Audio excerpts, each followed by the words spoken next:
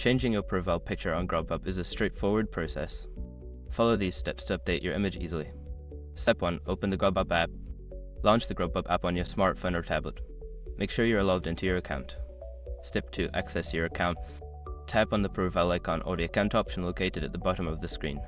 This will take you to your account settings. Step 3. Select Profile Settings. In the Account Settings menu, look for an option labeled Profile or Profile Settings. Tap on it to access your profile information. Step 4. Change Profile Picture. Find the option to change your profile picture. This may be represented by a camera icon or an edit button next to your current picture. Tap on it to upload a new image from your device. Step 5. Save changes. After selecting your new profile picture, make sure to save the changes. Look for a Save or Done button and tap it to update your profile.